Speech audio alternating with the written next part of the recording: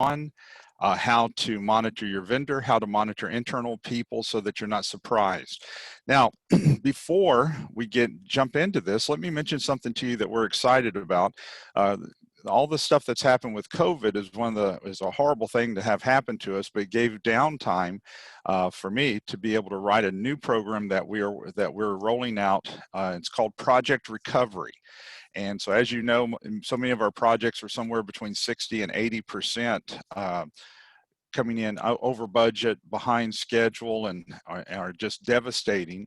And so anyway, I've been working on this new program, and so we got it. Kim's got it, and she's editing on it right now, coming up with our teacher's book, and then we'll start putting our activities together. But it's a 3-day program on project recovery, how to be able to notice it as early as possible, and also how to be able to regain your time in that situation. So we're excited about being able to have that new program to offer in just another month or so. So pieces of that, you will actually get flavors of it even in this, even though it's a totally different program. You're doing some of these things to be able to figure out what was happening in order to do project recovery. And even though it's a whole different set of processes that we'll show you, you'll see some flavors of that. So welcome, it's good to have you here this morning. Today, we're going to be talking about project monitoring, evaluation, and oversight. And so when we look at this, we've got to be able in our projects to come up with some type of way to be able to know what's going on in our projects, to be able to measure good, bad, or indifferent what's happening, and to be able to provide some type of oversight. Now, this is easier in some projects than it is in others at times, and I know for some of you, it's not a problem in some cases because you're monitoring certain things. But the challenge you're getting into, for some of you guys who are on the technology side, the challenge you get into sometimes is what you're needing to monitor and evaluate. You're not collecting the data, you're not collecting the metrics, and so that becomes quite a challenge in many cases. All right, so let's lay some foundations so that we know what we're talking about, okay? So what is evaluation? Evaluation is a systematic process of collecting, analyzing data in order to determine whether and to what degree objectives have been or are being achieved. Evaluation is a systematic process of collecting, analyzing data in order to make a decision. So everything that we're looking at today is not running it by the seat of your pants, making a decision based on gut feelings. You're basing it on data.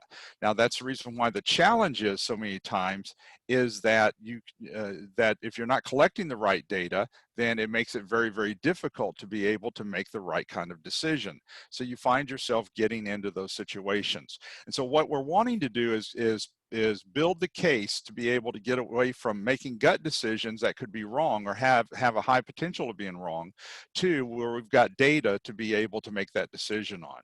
All right, so what does evaluation then measure? What are we looking at here? Well, first off, you'll look at efficiencies. Many of you do a good job with this already.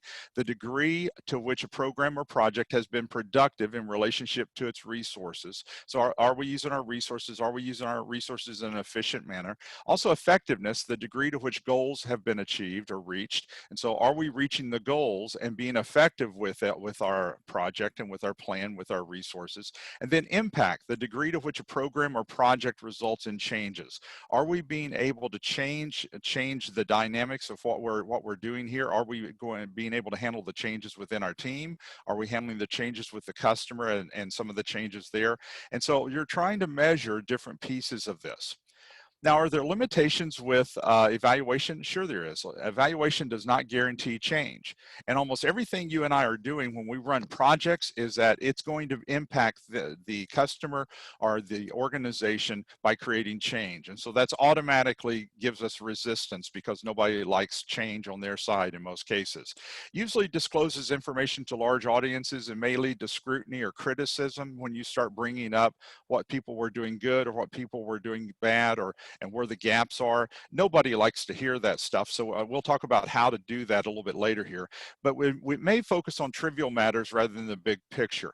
And so when we talk about doing oversight, evaluation, and audits, you want to be able to major on the big stuff and not just the critical stuff of criticisms of where people are missing it. You want to be able to talk about the good stuff as well. And that's one of the challenges that we get into sometimes is we're so geared to look for the bad stuff, we forget that there's 20 things that are good and there's 2 things that are bad, but we'll find ourselves talking about the bad. I'm sure, and I'm sure you don't do that, but other people do. You know how they are, that they're the ones doing that. All right, so let's talk about monitoring then. So evaluation, if that's letting us get to the data to see what the data is, then let's look at what monitoring is going to be. So it provides information that an evaluator can use to aid in decisions about improving, continuing, or discontinuing a project. So it could be literally on whether or not the project is going to continue or not continue. It could include tracking of various aspects of the project. And so we do that a lot of times with earned value and levels of quality, testing different pieces of that. It also reviews the flow of services and activities a project provides, and it looks at the movement of clients. So as we start looking at monitoring, monitoring is that part to where you're looking at performance. So every time you think and see monitoring, you're looking at performance. And that performance can be with the people, with the processes, or with the project itself. And so you're going right back into those 3 anchors of, and sometimes that's even called the 3 Ps, is the people, the processes, and the project, to see how are we doing with different things. Now, when we look at evaluation and measurement and project management specifically, projects focus on objectives, on outcomes, on processes which are measurable, on individual tasks within the project. Most projects contain a budget, so you're monitoring the budget as well. And so what happens is we have a tendency to measure the easy stuff. And you guys know what I'm talking about. We'll measure the schedule and the budget. We'll measure testing because the guys down in IT, the men and women down in IT are going to be testing stuff. So we find ourselves measuring the same stuff that management measures. And so we don't measure anything else. And many times what you'll find is that you'll get yourself in a situation where you're really needing to collect a different type of measurement, but we're not collecting it. So there's no way that's being analyzed. Quality is a good example of that. Sometimes we're not collecting quality measurements except for testing. And there might be other things that we need to collect rather than just testing. So there's some reasons, though, that we get into, and the reasons why we need to monitor and evaluate and audit a project is because of project failure. And we know that somewhere between 60 and 85% of all projects have some form of failure associated with them. And you can read that in almost any magazine about projects, but Gardner has been doing this on IT projects for years. But one of the main reasons why projects will fail is a lack of clear or common vision or goal. So the goal the team understands is not the goal the customer understands or wants are met. And so what happens is there's that disconnect there. Changing direction mid-project. Many of you folks who are in government settings, you change directors, you change governors, you change anybody in leadership like that, and the directions will literally flip-flop in a matter of days. Conflicting priorities. You're trying to drive your project, you're told it's number 1, but everybody else, all the resources that you have and that you need are on other projects, and they've been told those projects are number 1. I'm sure you've never heard that before, but it happens all the time, and so I'm sure you guys have gotten into that before. Unrealistic expectations. People think that all of our projects are going to function without problems and it's going to just take off and we're going to be great in that project, and we're not anticipating that every project that is given to the same person, you're complicating things for them. So if I'm working on one project, that's one thing. If I'm working on 5, you've just complicated what's going to happen with that resource. Not enough resources. Right now everybody is on skeleton crews across the world because they don't want to hire people because we're not sure what's going to happen with the economy. So time, money, equipment, knowledge, expertise, all of these are limitations on resources. And for those of you who are doing some of these cutting edge projects, you find yourself really needing some cutting edge resources, and you might or might not be able to get them right now. The other reasons why projects fail that will come up in class a lot of times is poor communication, unmet customer expectations, poor planning or no planning, so we're running it by the seat of our pants, no clear methodology of whether we're using any of the agile methodologies such as Scrum or Kanban, or whether or not we're running it with waterfall, which would be your traditional. No clear understanding of what needs to be done. People are kind of paralyzed on what next steps are, and you see that even in a recovery project, especially because you're under pressure to get it back on track. So who's going to do it and by when and at what price? And sometimes we assume everybody knows, and then all this stuff gets dropped, and we hate that. And then of course scope changes. no buy-in from support from key stakeholders, or poor leadership. And what we're wanting to do and what you're wanting to do is to be able to demonstrate good positive leadership, not perfect leadership, no such thing, but good positive leadership, to be able to drive a project forward, to be able to confront situations that are going wrong, and to be able to do it in a humane way, not be a jerk, not be somebody that everybody hates, but to be able to talk about the issue and get away from all the blaming stuff to be able to move the project forward. Now, poor project management practices which lead to failure are pretty common across the board. And this comes up in almost any survey when people are asked, why did the project fail? And one of those would be poor creativity or visioning skills. So we didn't really understand the vision. Poor communication, we've talked about. Poor interview skills. So we didn't really interview the customer very well. And so that's one of the reasons why some organizations have gone to the point of hiring BAs, a business analyst, to do the interview of the customer and to represent that customer in the team. And that's fine, but not everybody is going to have deep enough pockets to have that extra person on board, even though it's a great role and responsibility. And not everybody is going to have that. So that's going to fall on the project manager and on the team to interview the customer thoroughly.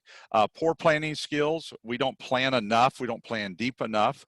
Over allocation of resources, like we talked about. We've got the same resource on 15 projects. I mean, what are you expecting to happen in that situation? I mean, that person, you're going to burn them out, or they're going to be behind on stuff, or no clear work breakdown. And so if we're doing traditional project management, it's no clear work breakdown structure. But even if we're doing Scrum or Agile or any of the Agile methodologies, we have to understand how that work is going to be broken down into sprints or iterations in order to be able to run it wide open as we need to. The other thing would be ineffective workload management, poor delegation, follow-through practices, poor tracking, monitoring, and managing skills, and that's the piece we're focusing on today, or no common process or methodology.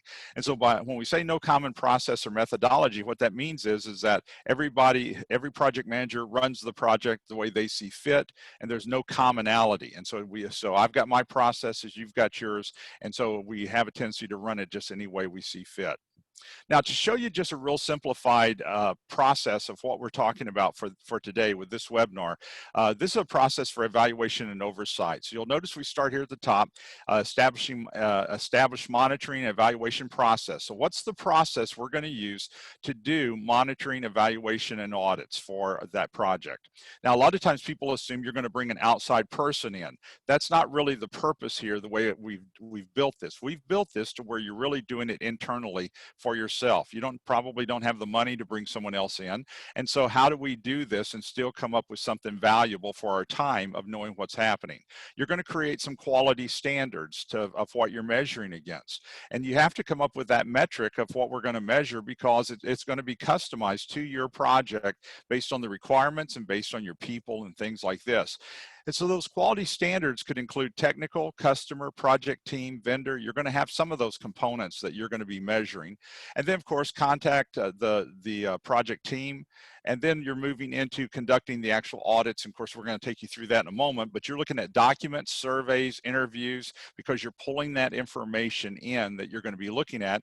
And then you're going to analyze the data. And so once you have all this data coming in, now we've got to figure out what is the data telling us. And then you're going to make recommendations back to management, and then of course stakeholder approval, and then that's going to make a difference on the project. But we've got to know what we're going to measure each and every time when we do this, because if not, then I might or might not measure similar things, but it's not going to be exactly the same thing every case. When we look at project evaluation, we're looking at evaluation purpose, the evaluation levels, data collection instruments. We'll talk a little bit about that, and evaluation timing.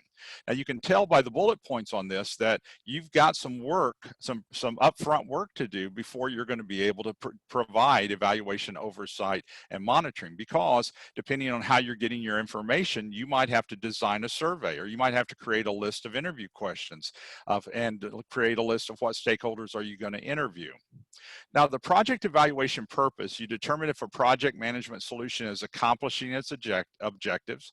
And normally, you could be doing this just to double check everything, or you're doing it because you see a problem, sense a problem. You identify the strengths and weaknesses in the project management process. You compare costs of the monetary benefits of the project management solution, assist in marketing projects in the future, establish a database of key project measures. Now, those key project measures, there's all kinds of websites that if you look up what to measure on a project, you can be inundated with hundreds of these. So don't measure all this stuff. You don't need all that stuff. And it's because understand anything you measure, you're going to have to analyze, and you're having to build some kind of tool or instrument to be able to get that information. So what is it that's going to give you the biggest bang for the buck in your project? And so that's the reason why many times people will measure earned value. That helps them in many cases, but earned value might not be enough in your project, and you might need something else. Evaluation purposes should be considered prior to developing the project evaluation plan. Why? Because the purposes are going to determine the scope of the evaluation, the types of evaluation instruments, and the type of data collected. And so nothing would be more frustrating than to turn around and do this entire thing only to find out that you've collected the wrong data. And you need other data to be able to see what's going on with the project. So here's some basic instruments that people will create. Now, we're going to start off with surveys. Surveys are a good instrument, but understand that's a qualitative kind of measurement. That means that people are going to rate these statements somewhere between 1 and 5 if you use a Likert scale. And that 1 in 5, you're going to then have to convert into a quantitative number in your Excel sheet to be able to know what the people feel about that project. Nothing wrong with the survey, but it's kind of a two-step deal because you're going to give them the survey, then you've got to pull the material off and get it into Excel so you can see how many of them think gave you a 5, things are going great. How many of you gave you a 1 on this thing? A survey is very common with a Likert scale, what you've done at a restaurant. If you've gone to a restaurant and rated the restaurant based on its food, its service, its cleanliness, you probably used a Likert scale. It had a 1 to 5, 5 being awesome, and a 1 being, you know, are you kidding me? And so you've got that range. Questionnaires are a lot of times the same thing. The difference between a questionnaire and a survey a lot of times is just a 1 to 5. A questionnaire a lot of times will have you be able to give them additional information as examples. What was an example of the bad, poor customer service? What was an example of the uncleanliness? Interviews, I'm sitting in front of you or over the phone or even in a Zoom call to be able to interview you to see what's going on, for you to give me feedback. And so interviews can be a marvelous way. Focus groups, I've pulled a group of experts together to talk about what's happening on the project to see if we can't figure out what's going on with the testing. So I've got all my testing people together. Gantt charts, obviously we track those, budget worksheets and performance records, and then using project management software to be able to give us a heads up visually what's going on with the project. So you can use a lot of different instruments, and there's far more than even what we've talked about here. Okay, so let's look at project evaluation's timing. In looking at project evaluation, you really kind of have 3 pieces to it. You have a pre, a post, and a follow-up. Pre-project measurements, post-project measurements, and then a follow-up. And you'll see us do this sometimes even in training. Those of you who've attended our PMP boot camp, we have for years used a baseline test, and then at the end, you take a secondary test. And so that's a pre-test and then a post-test. And so the purpose behind that is looking to see what you've learned from the beginning of the PMP boot camp to the end of that PMP boot camp. And that's the same thing that you might be doing even with your organization. Many times what you will create though after this is going to be a comprehensive impact study report. The impact study will usually take the data, the analysis, and the statistics that you pull from these surveys, and you will use that to present to management. And the reason for doing an impact study and showing this information is so that we don't have in our head what the problem is, and we are prejudging that problem without any data and information.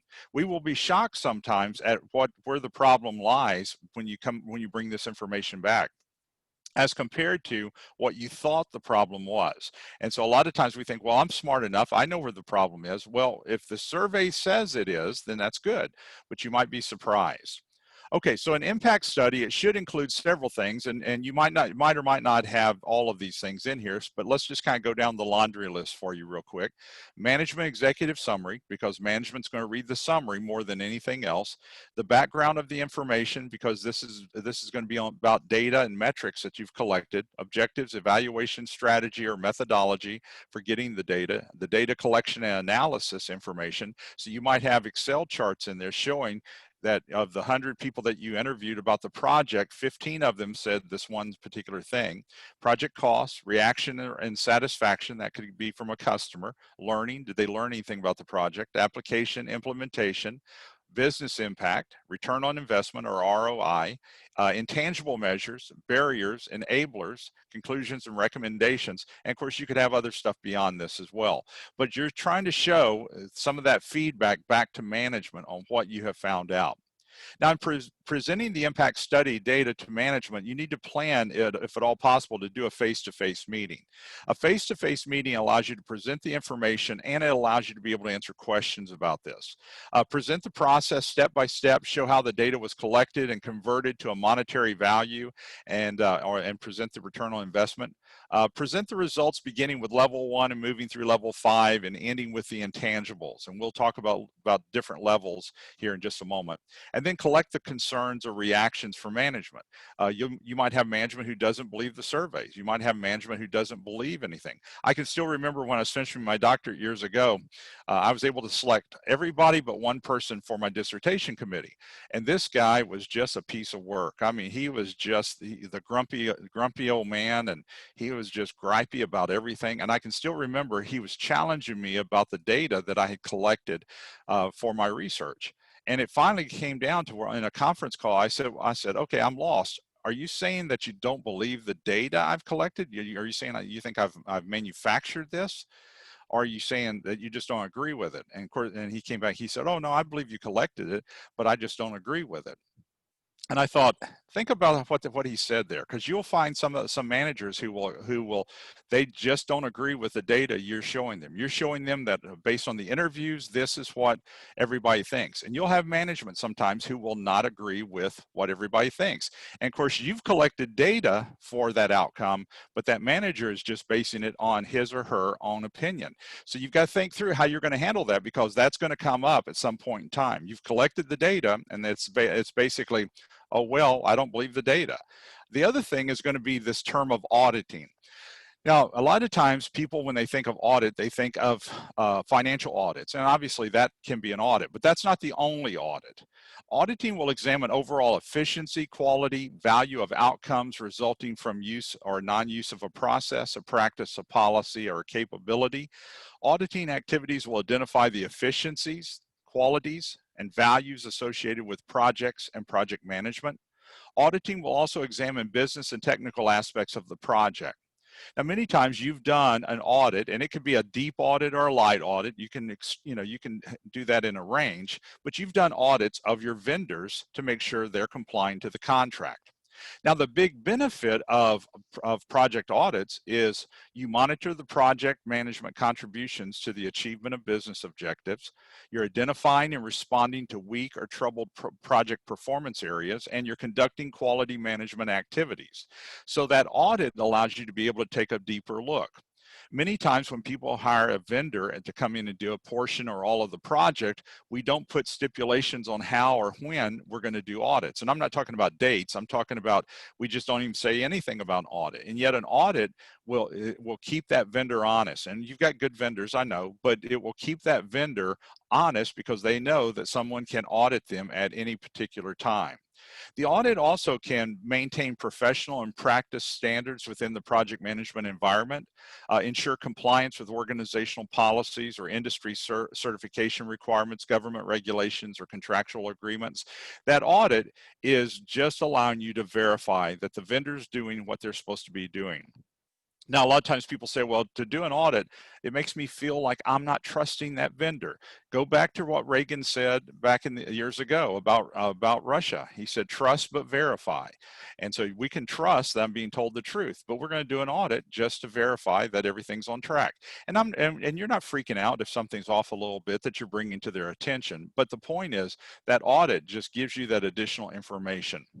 So let's give you the range of audits. Okay, so let's start with the simplest, the lightest, and it's called a basic audit. This basic audit prescribes and conducts simple project reviews. It looks at basic project checks, monitors project technical reviews, and so this is going to be your basic, your lightest one. The data you're going to collect for this is not going to be near as deep as what these will go as we go along, okay? But you're going to collect some data for this. So you and your team will decide what data will work best for this. Then secondly, some call it a standard audit. It's kind of in the middle. And so a standard audit, and so it establishes project auditing capabilities across projects. It's implementing the pre-project reviews, conducts project phase reviews, conducts other essential project and business and technical audits, and it implements post-project reviews. So as we look at this, this allows us to come back and say you're doing kind of a blend here. It's not as heavy as some of them. It's not as bad as it's not as light as some of the others. And then the advanced project audit, which is going to be much heavier across the board, it expands auditing efficiency through training. It provides auditor and team training because you want your people to all understand exactly what you're doing. It provides project manager self-audit training. It provides auditing training to project stakeholders.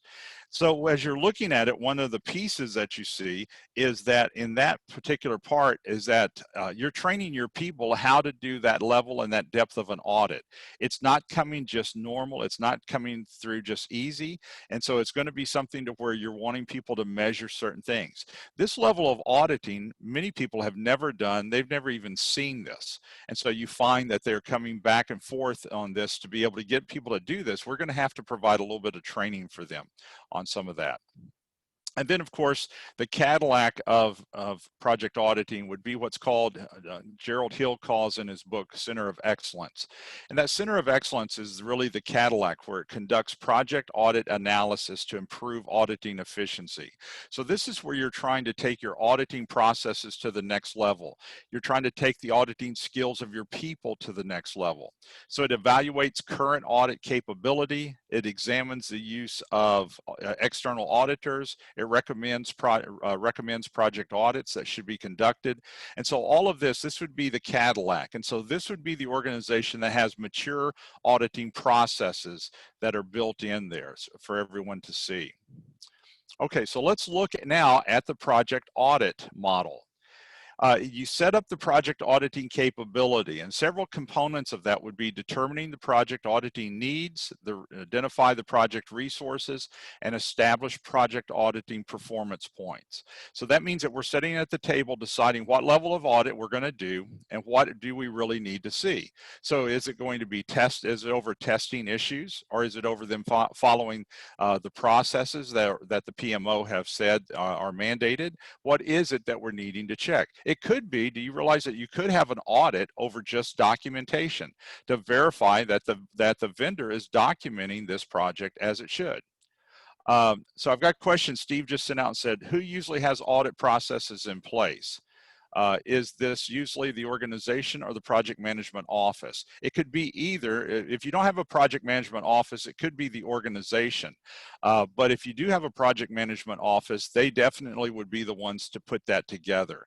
And the only reason I'm separating is because if you don't have a PMO, a lot of times you'll have management that talks about that and considers it. But the PMO would have auditing processes in place, or at least guidelines of what they would want to do and look at for the vendors in particular. But some of what we're talking about needs to go even beyond the vendors to internal, to where we audit our stuff, even if we don't have a vendor on it, to still make sure we're being compliant in things. So that would be, in general, that would be it. Okay. So then conducting the project audit, prepare for project audits and reviews, Also, conducting the project audit, the actual event itself, because it might take you a week to do the actual conduct the entire audit for this, and so it's not something that's just happening super quick. Also, preparing the project audit report. You got a report that's going to be going to someone, normally upper management. In this case that Steve was talking about, could be the PMO. The PMO would be involved, but upper management might still get it. And then managing the project auditing results. Review project auditing results, analyzing them, and then monitoring project audit follow-up actions. Because once we do an audit, you're going to come up with recommendations or changes or areas of non-compliance, and all of that's fine. You're not freaking out over that. That's what you're looking for. And so that's going to generate an action plan after this audit that you're going to then go and you're going to monitor to make sure that the vendor is doing what they're doing, or the internal people are bringing it up to code, or so that it does what it's supposed to do.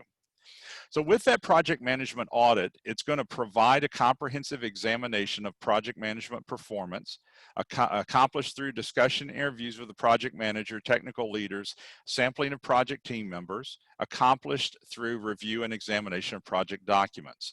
So it could be that everything is fine, but the documentation doesn't say it's there. It could be that what we're talking about just hasn't come along yet, and our expectations are off. But the point is, it allows you a venue to be able to start talking about these things. It's applicable to large and long duration projects, but it doesn't have to be that.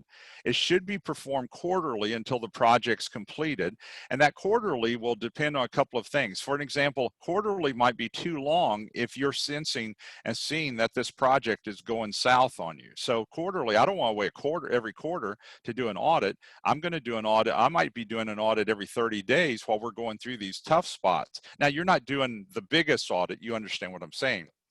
But those key events that I'm wanting to make sure that that's not falling through the cracks, I might be doing every 30 days. It's best when performed by an impartial auditor, but may be performed by the project manager or project team. So let's talk about this last bullet point just a little bit here, okay? So your project manager and your project team are going to be, you do an audit, if nothing else, mentally you're doing audits as you look at documentation and progress. And as a project manager, you are doing this, maybe unofficially, but you're doing this without doing all the interviews. You're still making judgment calls with this. I don't think you have to always have an impartial auditor, though. You can do it with internal people. Your internal people are good people, and they will tell if there's a gap there, but they're going to do it in a humane way. Would it make sense to schedule these audits to the project milestone? It could, yes. And it could with especially if you have a vendor, but it could even with internal people to say, okay, every so often, here it is, and go ahead and put it in as part of the milestones and a date of when it's going to happen. And that way, that review, when it comes to that point, that review takes place and everybody's anticipating it. There's nothing hidden there. You're being very transparent. Audit includes examination of the project work plan, support plans created to guide the project management effort, completion of required planning documents, adequate inclusion of prescribed plan content, appropriate inclusion of preferred practices and industry standards. All of these can be part of it. And so you'll notice that we're going broad on some of this, but the truth is that you're making the call. You and your team are making the call on what you need to be evaluating and monitoring here for metrics, because it's going to be customized to what's happening to the project. Effectiveness of project work plan, support plan, implementation, accomplishment of project work efforts, tracking of actual project results, timely identification and response to variations in the work plan. Is the variation because we didn't plan it well, or is the variation because we didn't implement it well? Those are two different issues. Oversight of project resource management and task performance, identification of assigned project resources, management of resource task assignments and task completion status. So all of these components, once again, are very, very important for you. Oversight of project vendor or contractor management and task performance, identification of their roles and responsibilities, management of the vendor assignment, deliverable status, accomplishment of vendor deliverable approval and acceptance, performance of vendor contract administration. Now, many of you spent a great deal of time on the last bullet point. You might not be part of picking the vendor or signing the contract, but you're part of, a lot of times, of watching the performance of the vendor, making sure they comply. And that's fine, that's part of it too. But how do you know if they've complied? Sometimes the gap is that you haven't seen a contract, and so you're watching to make sure the vendor complies, but maybe you don't know what the metric is in the contract. So that might be a piece of information that you're really needing to know. And then fulfillment of customer contractual obligations, accomplishment of quality assurance, achievement of timely presentation of deliverables and customer acceptance, performance of customer contract administration. And so you're trying to make sure that you're doing everything on your part to know what's happening with the project. And then at the same time, you're being able to come up with that strategy for being able to fix this in a timely manner. Now, the project performance audit will show details, examination of the financial and business aspects of the project. It will emphasis is on evaluating and confirming the ability of the project to achieve specified objectives. So is our project moving along and strong enough right now that it looks like it's going to reach the objectives, the goals, the scope of work? If it's not, you're wanting to know that as early as possible. Earned value analysis is applied. That's one of the most simple ones that's out here, but that does help you. Business case elements are reviewed. Now, you remember you had a business case that gave all of the accolades of why this project was a high priority and what return on investment it would bring. Are we meeting those things according to the business case? Many people never look at the business case. That's the starting document for that project. Project risk management's evaluated. So how are we doing on analyzing our risk? It may be done independently or in conjunction with the project management audit, because that risk audit could be a heavy duty thing in itself. But the point is that you're at least looking at the details of that. Then also the pre-project planning phase audit. So this validates the project readiness for implementation, transitions from planning phase to execution. It's usually performed by a project manager and a team member, and it's applicable to all projects. Now, what this is doing, this is a lighter weight audit. We're looking at what we've planned, we're looking at our resources, and what we're saying is that we are ready now to go into execution is really what you're doing, to implement the plan that we've just planned. And so this could be something as simple as a checklist that we're going down to make sure that we've done before we go into implementation. This audit includes examination of initial project management documents, the project definition, project budget, resource allocation plan, project charter, authorization of funding, executive approval. Notice all of the things on the front end to make sure we've got all our ducks in a row so we're ready to get into this project and be able to go as fast as we possibly can with this. So we've got our approvals all in place. This could also include initial technical documents, a review of customer requirement documents, also a review of technical survey documents, preparation of project quality management plan to maintain that level of quality the customer wants, identification of technical plans needed for the project. If you are dealing with a lot of technology with this, you're going to want to make sure that you've talked to the technology people and that they've got their plans in place to be able to do those parts of the technology when it comes to them. And so it's not just kind of a dump and run kind of thing. Also, initial project management planning documents would be preparation of the project work plan, the project risk management plan, and the project communication plan. Why? Because the work plan is going to show what we're doing. The risk plan is showing whether risk is escalating or not. And then the communication plan, we're being able to communicate across the board. The initial project documents would be preparation of the project responsibility matrix and staffing plan, preparation and project kickoff and planning meetings, specification of project team member reporting requirements, and determination of the project team readiness. Do I have the right team members free to be able to work on my project? Do they have the skills, or do I need to run them through some training? Do I need to be able to talk with them a little bit more and show them some things before we get started? And then your initial vendor and contractual documents, which could be part of pre-project planning, would be coordination and acceptance of vendor contractor technical approach, specifications of vendor contractor reporting requirements, execution of vendor contractor agreement or contract, and then determination of vendor contractor readiness to begin. So you're taking really something very similar to what you just did internally, and you're flipping it with the vendor. Is the vendor ready to begin? And you've done an audit to make sure the vendor has got everything in row and in line to be able to start the project on their side. So it's not going to chance, it's not a wishful thinking, you're actually planning that. So the initial customer documents as part of this would be acceptance of technical solution by the customer, specification of customer reporting requirements, execution of customer contract or agreement if you're working with that vendor, and then also confirmation of customer readiness to begin. So you'll notice you've hit both sides. You've hit the vendor side and you're hitting the internal side with the customer. And so the point is that both sides need to be there. Now, the post-project closeout audit, a lot of times we look at these and people don't do these either.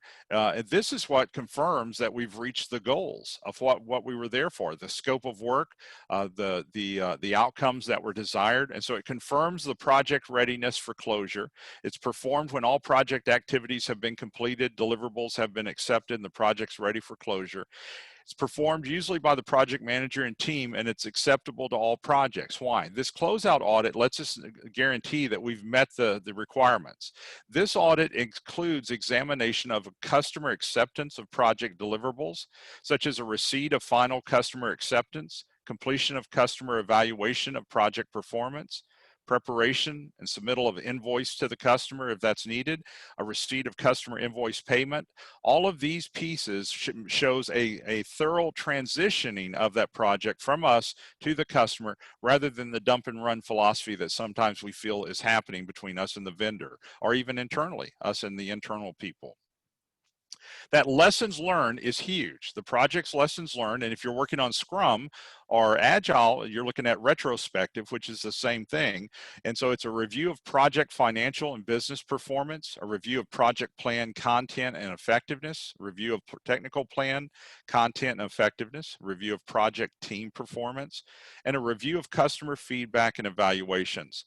As you look at that closeout audit, listen, we're all experts when we get to this part. We know everything.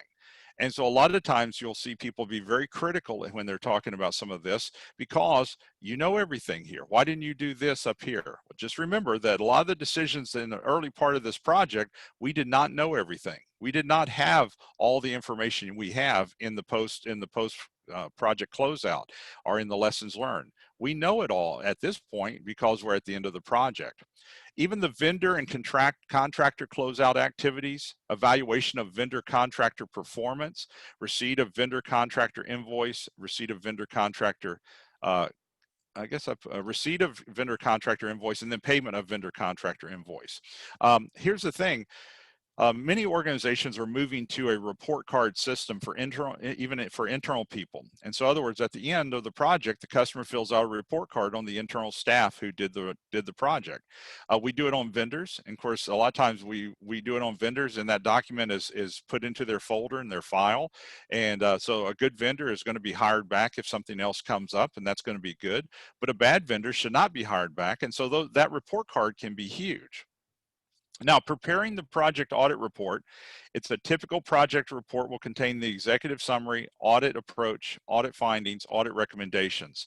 And less is more a lot of times with this. You're going to show your statistics. You might even show the charts in here from some of the research. But the point is, these recommendations need to be pointed recommendations. Some people will create an audit report, show all this information to management, but make no recommendations, because their thought is that management needs to look at this and decide what they're going to do. You're going to stall everything associated with this if you do that. That team, even though you might not have any power in the sense of being able to choose this, make your recommendations of what needs to happen here. Management can choose or not choose to do those recommendations, but they're looking at a recommendation.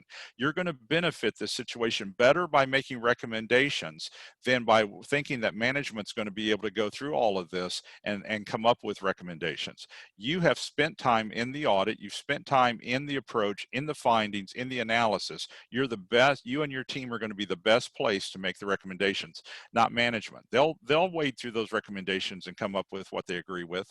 And then the audit approach here, overview of the activity steps performed by the auditor, audit team, overview of the audit methods used, identification of the auditor, audit team members, so that everybody knows who to look to, and then identification of other audit participants. Was there someone else that came in and participated in this audit, maybe for some special reason because of their subject matter expertise?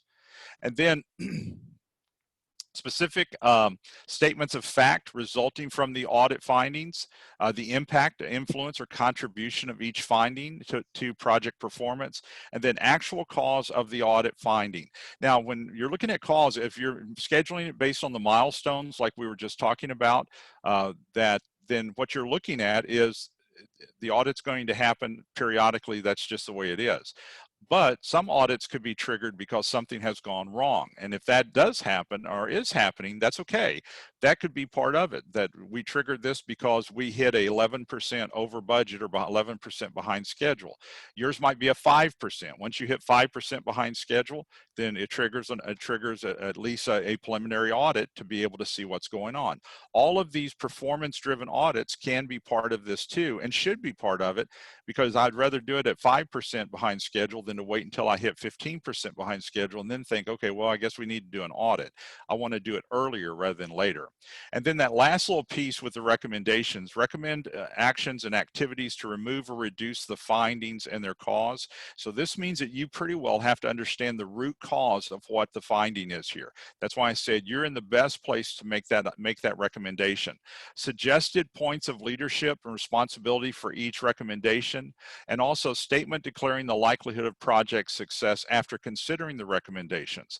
And that might be a statement that says that by putting these recommendations into play, that the project has an 85% chance of success and turning it around if we can do that. And so those recommendations are going to be very pivotal to management with you making those. Now, let me close out with this little piece first off, and this is going to be some upcoming things of what's happening in the marketplace for the end of the year and for next year. And so I'll answer that in just a second. But what questions do you have about auditing, evaluation, and oversight that we need to go into before I talk to you just a little bit about what's happening this next year? What questions do you have?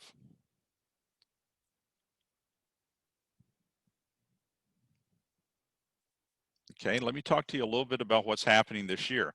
For those of you who are PMP or Agile certified, you know that PMI is changing their program, and one of those is the programs is the Registered Education Program. We've been a registered education provider for a long time. It closes out on December 31st. Now, the Registered Education Program has always been the program that allows us to give PDUs or CEU, which is like a CEU, but PDUs to people who are certified to stay certified. That program will close on December 31st, and the new program that will start January 1 is the ATP. That's the Authorized Training Partner. Now, companies across the world are now trying to jump through the hoops to be able to be an ATP. The requirements are much more stringent. The cost is 3 times what it has ever been, and you've got a lot of restrictions. One of the most common restrictions, or one of the restrictions that we noticed instantly, is that an ATP, if accepted, you can do, if you do a PMP boot camp, your trainers that do the boot camp have to go through a training session with PMI before you can do that. Second thing, any PMP boot camp must purchase the material from PMI. So these two changes have changed the entire dynamics. So let me explain where we are. First off, we have already been accepted as an ATP. I've already gone through the training, and so we've already jumped through those hoops. And there's many companies that are still wondering out here, but we're not. We're on the other side. So that part's not a concern. We have kept our pricing all the way up until December 31st, and then after that, you'll notice that somewhere in October and November, you'll notice our pricing will change. Those of you guys who are wanting to be part of your boot camps for the end of this year or next year, you can have the same pricing, but you will need to book it this year to let us know that you're coming to a boot camp next year. And so let me show you what we have this year and talk to you about what we're doing next year with COVID so that you understand what's going on. First off, we've got a virtual PMP boot camp September 28th through October 1st. Your price with the guarantee is $14.50. And so that it is with a guarantee to where we'll pay for the second and the third test if you fail. We have a Mastering PM class on October 27th through 29th. That's $6.99 per person. All of these are certified courses. We have a PMI ACP boot camp. That's your Agile Certified Professional in October 5 through 7. And so the price is $17.50. And then we have a boot camp December 7th through 10, and that's our virtual, and that's going to be right around $16.50 to $17.50. Those prices are getting ready to go up because all the materials having to be purchased from PMI. So the new prices will actually start kicking in October when we come out with our new dates and everything. But if you're wanting to attend any of these or even next year, you can come into the class for $14.50 with a guarantee for the virtual class, but you're going to have to book it on this side of everything. Now, here's the thing for next year. In 2021, right now, we have made the decision we are doing no face-to-face PMP boot camps. All of our boot camps are going to be virtual. None of them are going to be face-to-face unless we have a miracle cure that happens. We've been having to cancel hotels since all year long, back and forth, and we're trying to market them and book them and all this kind of stuff. And so we've just kind of gone across the board. We can do it virtually, and so we can bring people in virtually, and our passing rates have been the same. And so we're not having any problems with the passing rate. So virtual PMPs are going to happen for next year, but no face-to-face unless somebody wants us to come on site and do it for just their people. So no hotels. We'll have no hotel face-to-face. So if you're wanting to get some of your people in, this is kind of what's happening. If you're wanting to save the money on your boot camps, get it for $14.50 even for next year. You need to book it now for next year, and you'll get the original price of $14.50 with the guarantee. So some exciting things that are happening that we're excited about is the ATP. We're excited about the project recovery course that's coming out. And so those things are going to be exciting, and hopefully we'll have by the middle or end of next year, we'll have the antidote that nobody's having to worry about being sick. And so I hope it hasn't affected your family. My sister, you've heard me talk about my sister being in the nursing home, and I have custody of her.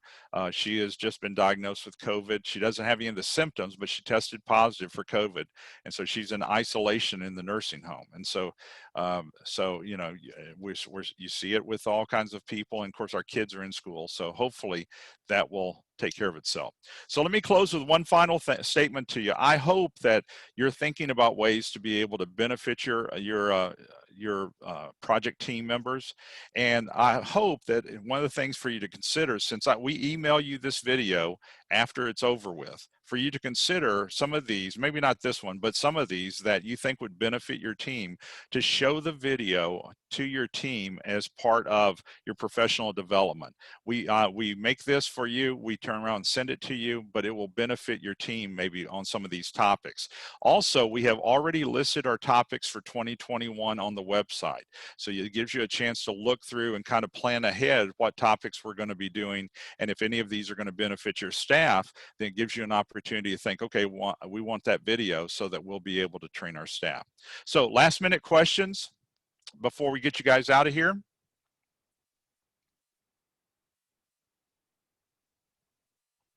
Thank you so much for being part of this. I appreciate it so much. I hope you guys have a wonderful end of the year. And I forgot what I'm doing next month, but we've got one next month as well. And so we'll see you at the next webinar. Okay. Bye guys. Stay healthy. See you.